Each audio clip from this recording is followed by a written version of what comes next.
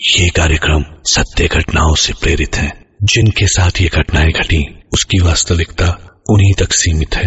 भूत प्रेतों और असामान्य विषयों के होने पर चैनल कोई दावा नहीं करता और न ही प्रोत्साहन करता है। ये दुनिया इतने रहस्यों से भरी हुई है कि हम एक सुलझाते हैं तो दूसरा रहस्य सामने आ खड़ा होता है। जरा सोच के देखिए कि हम जिस इंसान से दिन में मिलते हैं और वो बिल्कुल हमारी तरह बात करता है, हंसता है, मुस्कुराता है, पर रात होते ही वो अपने बिस्तर से उठ खड़ा होता है किसी और ही शक्ल में, ऐसा खौफनाक बनकर जिसकी कल्पना से ही खून जम जाए।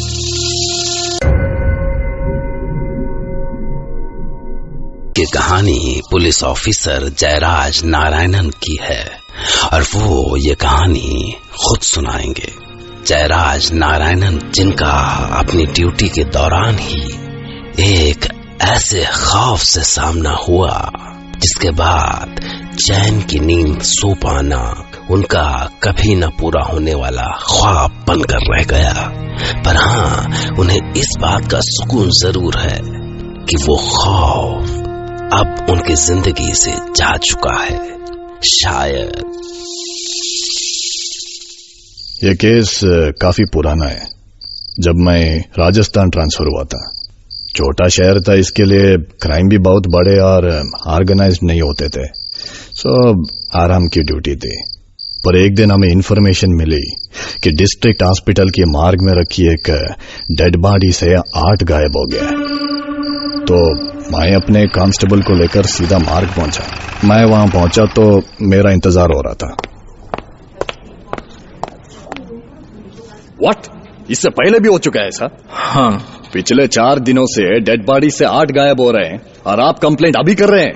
नो, एक्चुअली आप तो जानते हैं मॉर्ग में कितनी सारी डेड बॉडीज होती हैं और जैसे पुलिस को लगता है कि अब इनका कोई दावेदार नहीं आएगा या इन्वेस्टिगेशन के लिए इनकी जरूरत नहीं बची तो वो इनको क्रिमेशन के लिए ले जाती है। बाय चांस आज जिस बॉडी को क्रिमेशन के लिए निकाला गया उसमें से हार्ट गायब था। तब मैंने सारी बॉडीज चेक की तो पता चला कि अच्छा, यानी बाई चांस आपको 4 पर पता चल गया, नहीं तो 10-12 भी हो सकते थे। नो, एक्चुअली ये है कि एक्चुअली क्या हुआ मैं खुद देख लूंगा। चलिए मुझे पहले वो बॉडीज दिखाइए। नॉनसेंस। तो ये है आपकी मार्ग। वो चारों बॉडीज कहाँ हैं? ओहो, बुरी तरह फाड़ा गया है रिबकेज। कोई जानवर तो नहीं? नहीं सर, मॉर्ग तो लॉक रहती है और हॉस्पिटल के गेट पर गार्ड भी रहता है। जानवर आने का सवाल ही नहीं उठता। ठीक है, तोमर रिपोर्ट बनाओ। और राजेंद्र, आज से तुम्हारी रात की ड्यूटी है यहाँ मार्ग में। अलर्ट रहना और कोई भी डाउट हो तो सीधे मुझे फोन करने का, ठीक है? जी सर, ठीक है। क्या हुआ, तुम्हें डर लग रहा है क्या? नहीं सर, बिल्कुल नहीं। हाँ, तब ठीक है। जिंदा लोगों से डरना चाहिए, बेजान लाशों से क्या डरने का। मैं जानता था लाशों के बीच नाइट ड्यूटी आसान नहीं है, पर आसान काम पुलिस के लिए होते भी तो नहीं।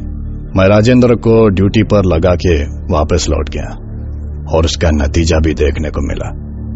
अगले दिन मुझे वैसी कोई खबर नहीं मिली तो मैं रिलैक्स्ड हो गया। पर उसके एक दिन बाद शाम को फिर से मार्ग से फोन आया। हाँ कहिए, अभी तो सब ठीक है ना? ठीक तो है सर, पर आज वो कांस्टेबल ड्यूटी पर नहीं आया है। मुझे समझ में नहीं आया कि ये राजेंद्र इतना गैर जिम्मेदार कैसा हो सकता है। ऐसा तो होना नहीं चाहिए, बट ठीक है, मैं देखता हूँ। राठौड़, देखो ये राजेंद्र कहाँ गायब हो गया? जी सर, अभी देखता हूँ। और जब तक वो ड्यूटी पे नहीं आ जाता उसकी जगह किसी और को भेजो मार्ग की ड्यूटी पे। ओके? हो जाएगा सर। 2-3 दिन तक सब ठीक ठाक रहा, पर उसके बाद अचानक हॉस्पिटल का इंचार्ज खुद एक खबर लेकर आया। मुझे तो कुछ समझ में नहीं आ रहा ये हो क्या रहा है। क्यों, अभी क्या हो गया? आज फिर से एक बॉडी से हार्ट गायब है। व्हाट? कैसे पॉसिबल है? वो कांस्टेबल तो ड्यूटी पे था ना? हाँ सर, लीजिए, वो भी आ गया। जय हिंद साहब। जय हिंद। विजयपाल, ये माथे पे चोट कैसे लगी तुम्हें? और तुम रात को ड्यूटी पे थे ना? हाँ साहब। तो फिर कैसा हो गया ये? साहब, आधी रात को अचानक लाइट चली गई। मैं उधर में सप्लाई चेक करने गया। ये लाइट बिना साहब आती कम है, जाती ज्यादा है। पर तभी मुझे अंधेरे में कोई छाया सी चलती दिखाई दी। क्या? मैं चिल्लाया, कौन है उधर? पर साहब वो बिना रुके बढ़ता गया। मैं उसकी ओर भागा। रुक, कहाँ जा रहा है? ओके। मैं उसके पास पहुंचा और उसको पकड़ने की कोशिश की। तेरी तो रुक। पर साहब उसने मुझे इतनी जोर से धक्का दिया कि मैं वहीं गिर गया। इसके बाद जब मुझे होश आया साहब, तो वहां कोई नहीं था। मैंने थाने में फोन लगाया पर किसी ने फोन उठाया नहीं साहब। पर साहब उसके चक्कर में मत पड़ो साहब। क्या? किसके चक्कर में? मैंने उसकी आवाज सुनी थी साहब। ऐसी आवाज किसी इंसान की नहीं हो सकती साहब। वो कोई भूत प्रेत था। ओ, बकवास मत करो, घर जाके सो जाओ। रात को ड्यूटी करनी है तुम्हें, जाओ। साहब अब की बार वो छोड़ेगा नहीं मारे को। दिमाग ठिकाने पे नहीं है क्या तुम्हारा? इतना डर लगता है तो पुलिस का नौकरी काय को किया? ओ, अच्छा ठीक है, मैं तुम्हारे साथ चलूंगा। देखता हूँ कैसा दिखता है तुम्हारा ये प्रेत। और 1-2 लोगों को साथ में लेना। आज तुम्हारे इस प्रेत को फिनिश कर ही देता हूँ। फिर मैंने उसको जाने को कहा और खुद सोचने लगा कि ये सब चल क्या रहा है। कोई लाशों से हार्ट चोरी क्यों करेगा? क्या फायदा है उससे? क्योंकि तब तक तो शायद इंडिया में हार्ट ट्रांसप्लांट शुरू भी नहीं हुआ था। और फिर बॉडी से जिंदा हार्ट निकाला जाता है ट्रांसप्लांट करने के लिए। फिर वो हार्ट भी कुछ घंटे तक ही प्रिजर्व किया जा सकता है ना। तो ये हफ्तों पुरानी बॉडी से हार्ट चोरी कोई क्यों करेगा? उस रात मैं कुछ कांस्टेबल्स को साथ लेकर मार्ग पर पहुंचा। हाँ सुनो विजयपाल और बजरंग, तुम मेरे साथ रहो या मार्ग के पास, और बाकी 2 कांस्टेबल्स को गेट के पास पहरा देने को बोलो। मैं वो जो भी था उसे पकड़ने के लिए पूरी तरह तैयार था। आधी रात हो गई थी, अब तक ऐसी कोई घटना भी नहीं घटी थी। तभी अचानक बारिश शुरू हुई, लाइट चली गई और माहौल भी कुछ डरावना सा हो गया। तभी विजयपाल अपनी जगह से खड़ा हुआ। साहब अभी आता हूँ, जरा बाथरूम होके वापस। तुम्हें डर तो नहीं लग रहा है ना? नहीं साहब। हाँ ठीक है, जाओ, पर जल्दी आना। जी साहब। और वो आगे मैदान पार करके झाड़ियों की ओर बढ़ गया।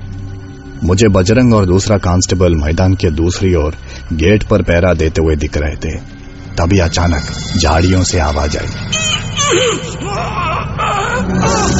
तोमर, रामचरण, देखो क्या हुआ उधर। जी साहब। तोमर और रामचरण तेजी से उस ओर भागे। तब तक बजरंग भी वहां पहुंच चुका था। साहब उधर कुछ है साहब। रुको, मैं भी आ रहा हूँ। सुन के मैं भी पूरी ताकत से झाड़ियों की ओर भागा। और जब मैं वहां पहुंचा तो बजरंग और रामचरण खंबे जैसे खड़े थे और उनके पास विजयपाल पड़ा था। खून से नहाया हुआ उसका छाती फटा हुआ था और उसके कुछ बॉडी पार्ट्स अभी भी फड़क रहे थे। उनसे खून बाहर उबल के आ रहा था। तभी मुझे झाड़ियों की ओर जाती सी खून की बूंदें दिखाई दी। मैं उसी ओर भागते हुए चिल्लाया, रामचरण, तोमर, इसको इमरजेंसी में लेके जाओ, जल्दी। मुझे आगे अंधेरे की ओर बढ़ती हुई कोई छाया सी दिखाई दी। मैं उसकी ओर लपका, पर इतने अंधेरे में वो कहां गुम हो गई कुछ पता नहीं चला। और जब मैं लौटकर आईसीयू में पहुंचा तो लाइट आ चुकी थी और ऑपरेशन थिएटर के बाहर भीड़ जमा हो चुकी थी। वही हुआ है सर। क्या हुआ? हार्ट गायब है कांस्टेबल का। ओह साला, इतना कोशिश के बाद भी। साहब राजेंद्र की बॉडी भी मिली है उन्हीं झाड़ियों में, सड़ने लगी है। क्या? राजेंद्र का भी? यानी कि वो भी उसी के हाथ मारा गया? जी साहब, पहरे के पहली रात ही मार दिया लगता है। सड़ने लगी है बॉडी, बदबू आ रही है। Oh no. कुछ ही देर में बारिश बंद हो चुकी थी। तभी मुझे हॉस्पिटल इंचार्ज सामने से आते हुए दिखाई दिए, बुरी तरह भीगे हुए। डॉक्टर, आप तो भीगे हुए हैं, कहां से आ रहे? मैं यहीं। जब शोर हुआ तो मैं भी भागा देखने के लिए। मुझे थोड़ा सा शक हुआ क्योंकि बारिश तो बस 2 मिनट की हुई थी, तो डॉक्टर भीगा कैसे?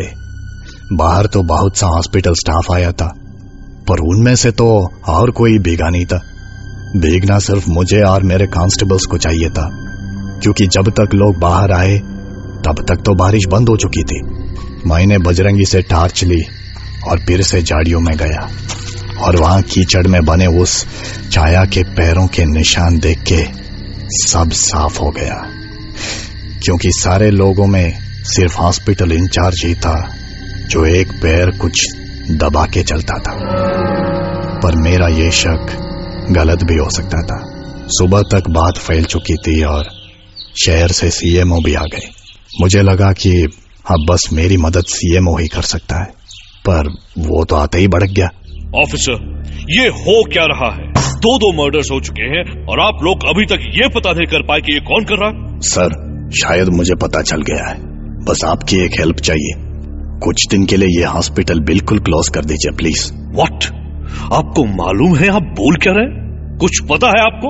इतने सारे पेशेंट्स को कहां भेजूं? सर प्लीज, और किसी भी दूसरे हॉस्पिटल में। 2 मर्डर्स हुए हैं डॉक्टर, और कोई रास्ता नहीं है। बात बहुत बड़ी थी, इसलिए अगले दिन शाम तक सारे पेशेंट्स वहां से शिफ्ट कर दिए गए और उस रात पूरा हॉस्पिटल थाना बना हुआ था। जगह जगह पुलिस फोर्स तैनात थी। मुझे पूरा यकीन था कि वो जो भी है अगर आज आया तो बच के नहीं जाएगा। और जब आधी रात हुई। आप वैसे ही परेशान हैं सर, इतने पहरे में उसके आने का तो सवाल ही नहीं उठता। हाँ तोमर, ये हम कर क्या रहे हैं? हॉस्पिटल इंचार्ज क्या, यहाँ तो कोई स्टाफ भी नहीं है, फिर ये सब पहरा किसके लिए? सही है सर, पर सर वो हॉस्पिटल इंचार्ज यहाँ नहीं है, पर डॉक्टर्स रेसिडेंस में तो है ना। उसके साथ उसकी वाइफ और शायद बच्चे भी होंगे। अचानक जैसे मुझे होश आया। तोमर। जी सर। चलो जल्दी। जी सर। और हम भाग के उसके रेजिडेंस तक पहुंचे ही होंगे कि हमें अचानक किसी के चीखने की आवाज सुनाई दी। खोलो दरवाजा, खोलो खोलो, ओपन दरवाजा, खोलो दरवाजा, door, god damn it. Sir sir sir दरवाजा तोड़ दे सर। अरे तोड़ो या आग लगाओ, पर कुछ करो। तभी अचानक दरवाजा टूटा और मैंने देखा कमरा खून का तालाब बना हुआ था, जिसके बीच में इंचार्ज की वाइफ की लाश थी, फटी हुई छाती उसकी, उसमें से उबलता हुआ खून, और उसके पास बैठा हुआ हॉस्पिटल इंचार्ज। नहीं, वो तो कोई प्रेत ही था शायद, ताजा गर्म खून से सने हुए उसके कलेजे को चबाता हुआ, जो उसके हाथों में अभी भी फड़फड़ा रहा था। और मैंने अपने साथ खड़े तोमर को दहशत से बेहोश हुए गिरते देखा। पर इसके अगले ही पल हॉस्पिटल इंचार्ज जैसे ही होश में आया, अपनी बीवी की लाश देखकर बच्चों की तरह रोने लगा।